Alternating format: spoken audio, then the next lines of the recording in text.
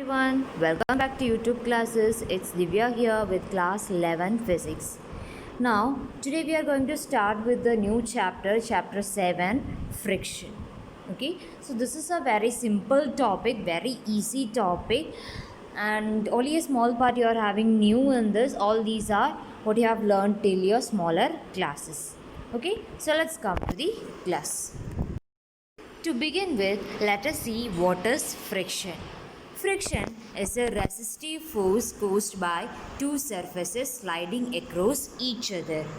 Or in simple words, we can say that friction is an opposing force to relative motion, or friction is a force that resists or opposes relative motion of a body. Now, friction always acts opposite to the direction of motion because it is already resisting or opposing the motion. Now, without friction, we will not be able to walk freely, isn't it?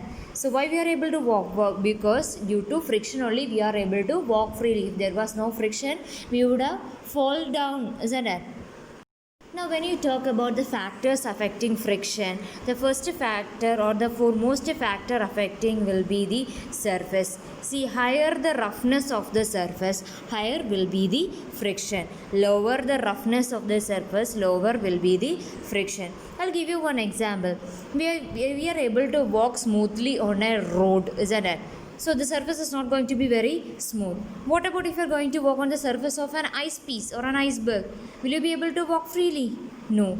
There the surface is very smoother than the road, isn't it? Which means that smoother the surface, lesser will be the friction and we will not be able to walk freely. Not only for human beings, for machines or whatever it may be, friction is a necessary thing.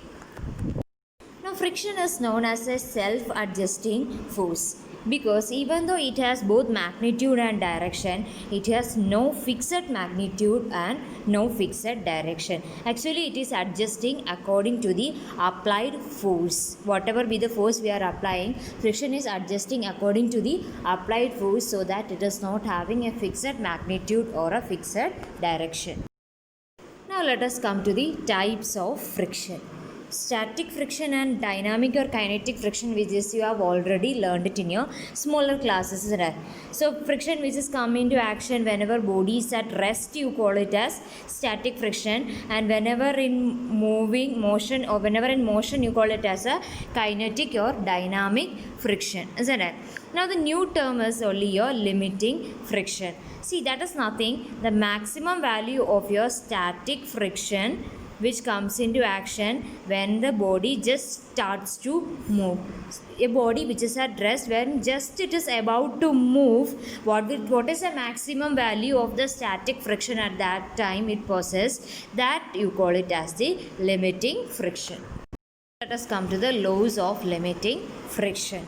See, the first point is that the limiting frictional force is directly proportional to the normal reaction force, or F proportional to R. R is the normal reaction force. Some places you can see it as N also, both are same. Now the second one is the force of limiting friction is always opposite to direction in which the object is moving. That we have already seen when we were talking about the definition itself. Now the next one, the force of limiting friction is independent of area of contact as far normal reaction between them remains the same. Nothing, just the limiting friction. What is the limiting friction?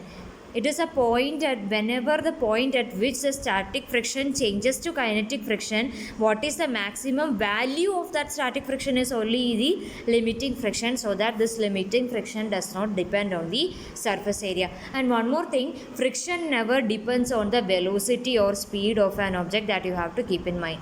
Whatever be the friction, it never depends on the velocity or speed of an object. It depends only on the force applied and the surface area, whether rough or smooth.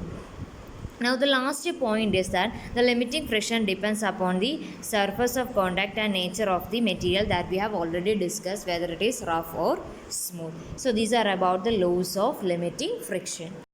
Now if you are going to draw a graph between frictional force and the applied force, you can see a graph as shown here. See this straight line you are having, after that it is going to have a change, isn't it? See this straight line part shows the static friction, which means that till here the body is going to be at rest, and from there it has started to move. So at that particular point the maximum value of your static friction is your limiting friction, isn't it? Now the remaining portion is your kinetic friction. After the limiting friction, actually the force, frictional force or the force is going to be becoming lesser and lesser. Okay, and after some time it will come to a minimum value. Got it? So this is about the graph between frictional force and applied force. Now next you have the angle of friction. Nothing. It is the angle which the resultant is going to make with the normal reaction force. So here if this is going to be the normal reaction force between N and the resultant, whatever is the angle, suppose theta if you are going to give, this theta is going to be known as the angle of friction. Now you are having an equation for that angle of friction, tan theta is equal to mu s, where mu is going to be the coefficient of friction. Mu is known as the coefficient of friction.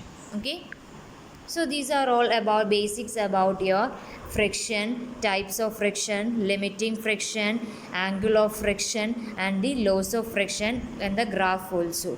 Okay, so take your textbook and read through the portions, and if you have any doubt you can put it on the comment box. Okay, so till we see in the next class, take care, bye bye, thank you.